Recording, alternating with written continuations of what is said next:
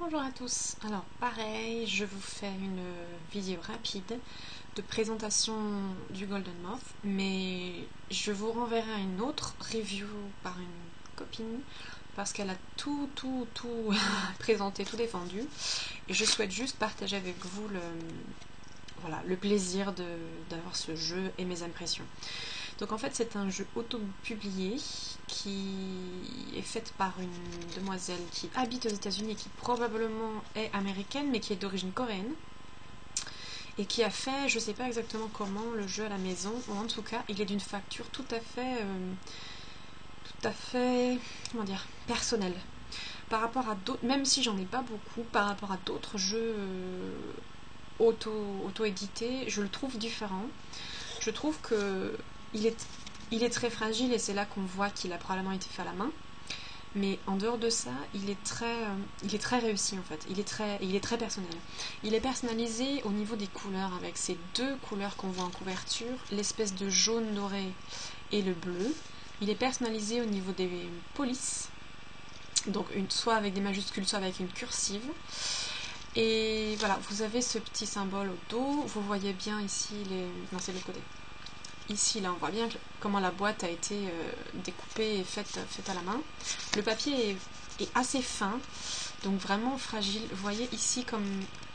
Alors, attendez, je vais pas y arriver. Voilà, ici, comme c'est découpé, donc, contrairement à un jeu, par exemple, US Games, enfin, industriel, ici, il est légèrement découpé en haut. Voilà. Donc, je pense que ça peut avoir l'utilité d'éviter d'arracher la boîte au coin, comme dans les jeux de... grande production, ce qui est plutôt pas mal, mais ça peut le rendre aussi plus fragile parce qu'on peut l'arracher au choix. Moi j'adore parce que alors je ne sais pas si c'est une coïncidence, mais ayant fait de la calligraphie et m'intéressant à l'Asie, je sais que les Chinois et les Japonais, enfin aussi donc les Chinois, les Japonais et les Coréens ont un rapport au papier qui est différent de nous, qui est beaucoup plus sensuel en fait, beaucoup plus important.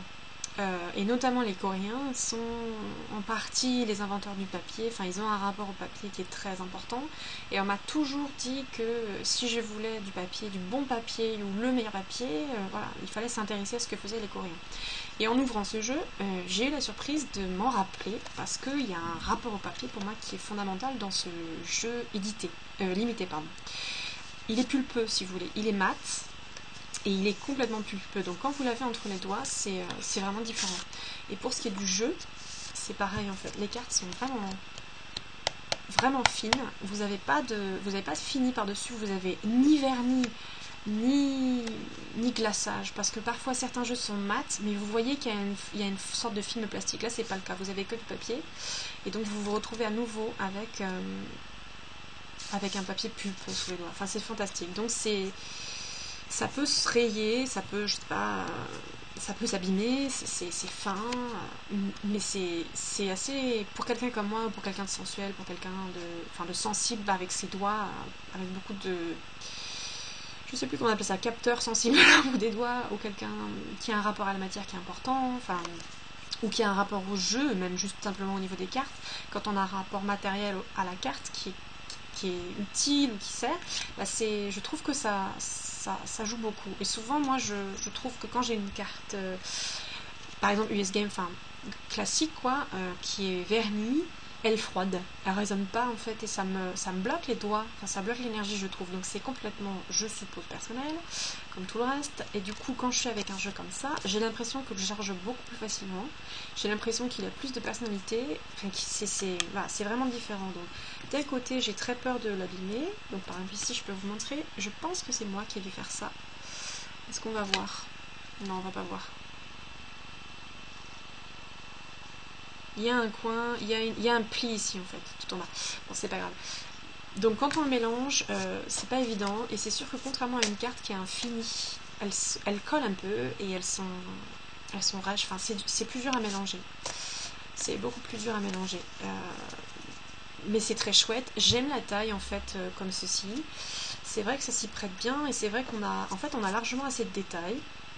Donc ça le rend, enfin ça c'est personnel aussi, ça le rend plus mignon, je trouve, ça le rend plus accessible, ça renforce le côté un petit peu enfantin, puisqu'elle fait des illustrations, enfin elle fait aussi des illustrations pour adultes, mais elle fait aussi des illustrations, je trouve, pour enfants, et ça renforce ce côté, voilà, ça parle à l'enfant intérieur, ça parle à l'imagination un petit peu fantasque, ça c'est super en fait, c'est complètement super. Donc pratique à prendre en main, on peut avoir tout en main facilement, on peut faire des grandes suites, on peut mettre vraiment des lames côte à côte, faire des phrases, on peut, je sais pas, avoir un cahier blanc, noter d'un côté et avoir vraiment les cartes de l'autre, sans que ce soit gênant, sans avoir plein de supports ou une grande dalle, c'est assez top. Et s'il n'était pas aussi fragile, je pense que ce serait le genre de jeu qu'on aurait toujours dans le sac.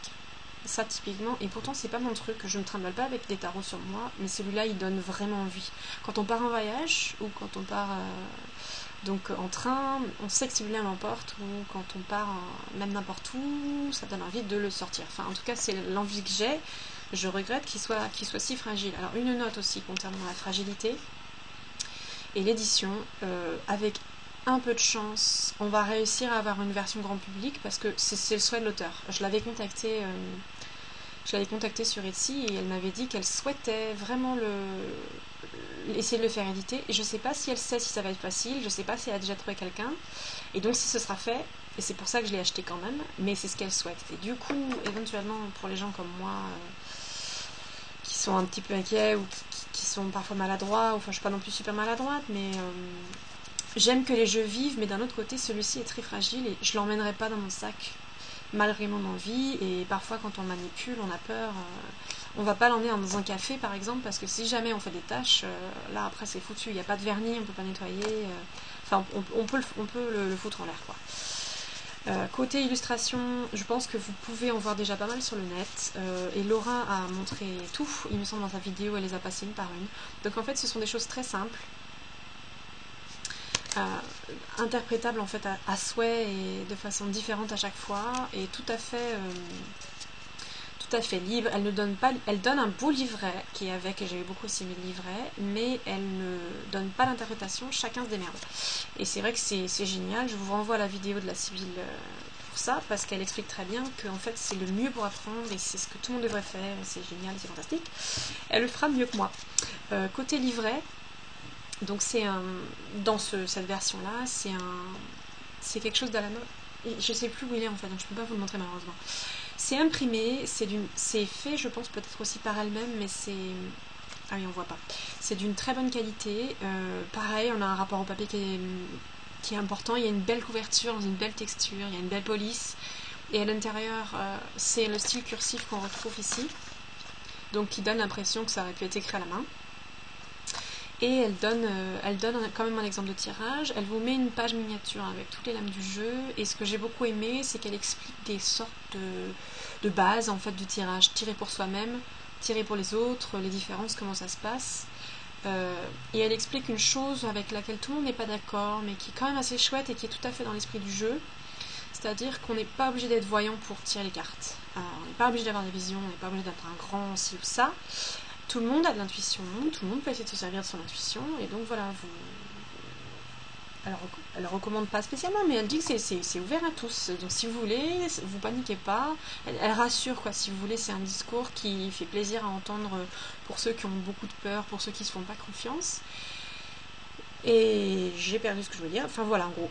Donc j'ai trouvé ça assez chouette. Elle montre bien qu'on peut avoir des résultats. Elle montre bien qu'une intuition, ça se construit. Et elle a une très jolie éthique de tirage aussi. Alors je l'ai plus en tête parce que ça fait un moment que je l'ai reçu et que je l'ai lu. Mais elle explique quand tirer, comment tirer, enfin quel rapport avoir avec la personne qui est en besoin, etc. C'est très court, c'est très succinct, mais c'est juste, enfin j'ai trouvé que c'était juste qu'il faut. Et il transparaît vraiment une belle personnalité en fait de l'auteur. Donc j'ai beaucoup aimé.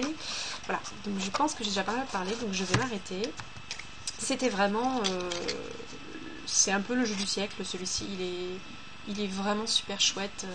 Et là pour le coup j'ai mes senseurs, les capteurs tactiles qui sont hyper contents parce qu'on a un vrai jeu dans la main, on a du papier, ça parle, les illustrations parlent, il est beau, il est original, on a tout ce qu'il faut. Voilà, donc j'étais très très enthousiaste et je remercie Laura de l'avoir présenté. Je voulais l'acheter dès le début, j'avais pas besoin d'attendre sa review, mais voilà, c'est les copines parfois qui font passer les bons tuyaux. Je suis vraiment ravie.